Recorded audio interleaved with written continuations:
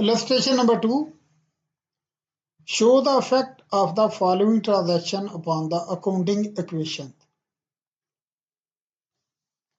Salman started his business with cash. Cash के जरिए start हो रहा है बिजनेस में कैश आ रहा है, इक्विटी आ रही है.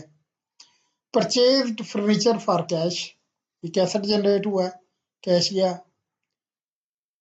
6 तारीख को purchased good for cash, purchases आई हैं, कैश कम हुआ है. पे ट्रांसपोर्टेशन ऑफ गुड परचेज्ड, जो चीजें परचेज की हैं उनकी ट्रांसपोर्टेशन एक्सपेंसेस पे की है, पेमेंट आई हुई है, खर्चा हो गया. Sold goods for cash costing, 15,000 की चीजें बेची हैं जबकि उनकी कीमत थी 11,000.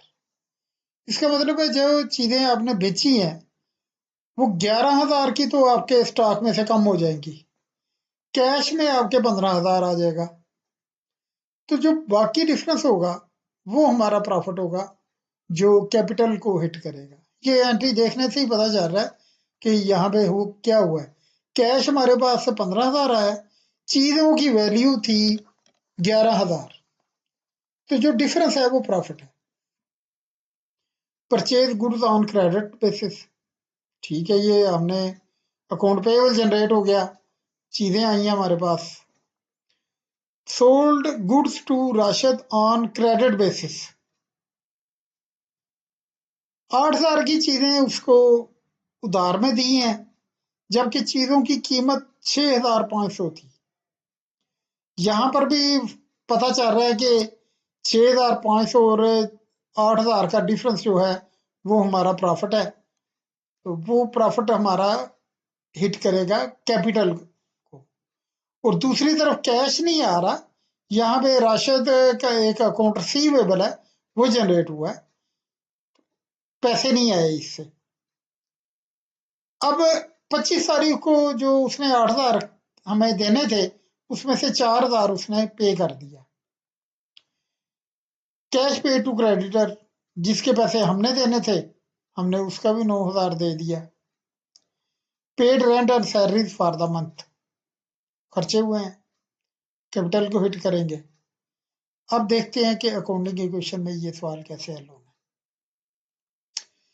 ये हमने इलस्ट्रेशन नंबर 2 लिख दिया ऊपर. अकाउंटिंग इक्वेशन एसेट्स बराबर है liabilities plus equities honours equities पहले ही लिख दिया क्योंकि सवाल हल कर रहे हैं. अकाउंटिंग इक्वेशन क्या है तो उसमें ये लाइबिलिटीज और इक्विटीज वगैरह तो लाजमी होगी. पहली एंट्री है Salman started his business with cash. 1,00,000 रुपए से कैश जो है वो हमारा आया और कैपिटल जनरेट हो गया. 1,00,000 रुपया हमारे पास प्लस हो गया और साथ ही हमारे पास कैपिटल भी जनरेट हो गया. अच्छा, उसके बाद थी entry purchase furniture for cash.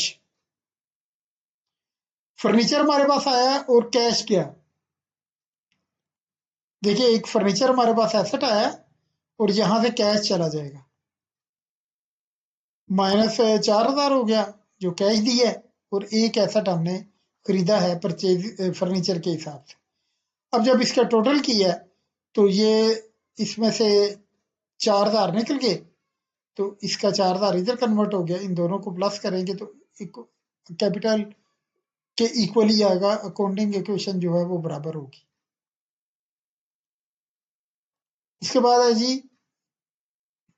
Purchase good for cash, 25,000 की परचेजेज हुई है,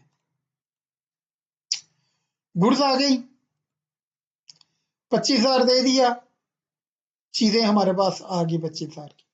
देखिए एक एसेट कन्वर्ट हुआ दूसरे एसेट में, उधर इक्विटीज वगैरह का लाइबिलिटीज में कोई फर्क नहीं पड़ा. टोटल करें इसका, टोटल करने से ये कम हो गया, कैश कम हो गया, फर्नीचर वैसे ही खड़ा है और दूसरी तरफ गुड्स आ गई. तो जब टोटल किया तो दोनों साइडें हमारी बराबर हैं. Paid transportation on good purchase, 1,000 रुपया ट्रांसपोर्टेशन का दिया हमने, 1,000 रुपया दे दिया, खर्चा जो है वो कैपिटल को हिट करता है। 1000 माइनस हो गया यहाँ से, कैपिटल में से भी माइनस हो गया। टोटल करेंगे तो अब ये जो है 99 हो गया, तो इधर का भी टोटल करेंगे तो ये 99 ही है। ट्रांसपोर्टेशन के बाद है sold good for cash, casting 11,000। 15,000 की चीजें हमने बेची हैं, जबकि उनकी कास्टिंग थी 11,000। अब देखिए हमारे पास कैश आएगा 15,000, चीजें जाएंगी 11,000 की, और जो डिफरेंस होगा वो हमारा प्रॉफिट होगा। 15,000 कैश आया, चीजें गई 11,000 की, जो डिफरेंस है 4,000 वो हमारा प्रॉफिट होगा, जो प्रॉफिट कैपिटल में ऐड हो जाएगा। इसका बैलेंस करेंगे तो ये, जब इसका टोटल करेंगे तो ये टोटल आपस में इक्वल होगा।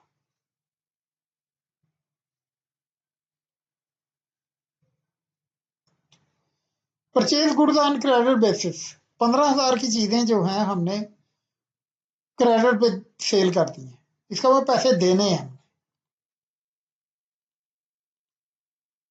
क्रेडिटर, क्योंकि हमने पैसे देने हैं, चीजें जो हैं परचेज की हैं, और साथ ही हमारे पास एक क्रेडिटर जो है वो भी इंक्रीज हो गया, चीजों में भी इजाफा हो गया। इस तरफ का टोटल करेंगे तो ये इक्वल है दोनों, क्योंकि कोई फर्क डिफरेंस तो आ नहीं रहा कि इधर कम किए उधर ज्यादा किए, इस तरह तो हो नहीं रहा।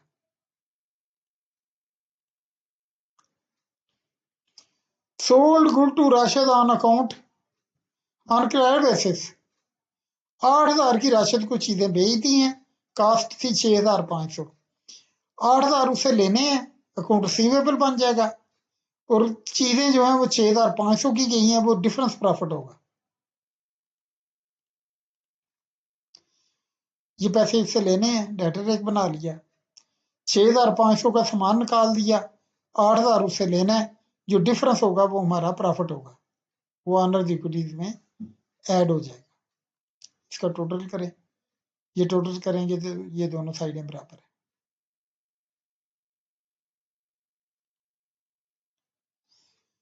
कैश राशिद से आ गया 4,000 रुपये, 4,000 रुपया उसे कैश लें, इधर से कम करके इधर कैश में कन्वर्ट होगा। देखिए कैश के अंदर इंक्रीज हो जाएगा, और डेटर से हमारे डिक्रीज हो जाएगा। अब डेटर है हमारे, देखें हमारे, अब उसने 4,000 रुपये देना है।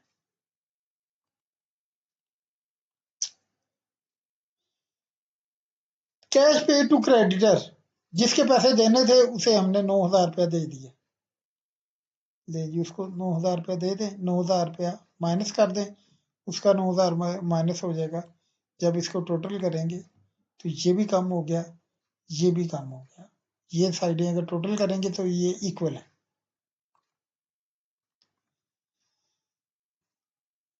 Paid rent and salaries for the month, खर्चा हो गया 4,000 का, कैपिटल को हिट करेगा, और कैश में से भी कम होंगे, कैश में से कम हुए, कैपिटल को हिट किया। इसका बैलेंस करेंगे तो ये सवाल आपका कंप्लीट हो गया। इलस्ट्रेशन थी बड़ी कंप्रीहेंसिव थी, इसमें कंसेप्ट थे कास्टिंग के और प्रॉफिट के, एक्सपेंसेस के कंसेप्ट भी आ गए, क्रेडिट परचेज भी किया हमने, डेटर से भी चीज़ें ली हैं, डेटर को पेमेंट भी की है, क्रेडिटर से भी हमने माल लिया, उसको भी हमने पेमेंट की है, चीज़ें भी हमारी बिकी हैं, तो खर्चे भी हुए हैं। तो ये इसमें काफ़ी ज़्यादा कंसेप्ट इस क्वेश्चन में आ गए हैं।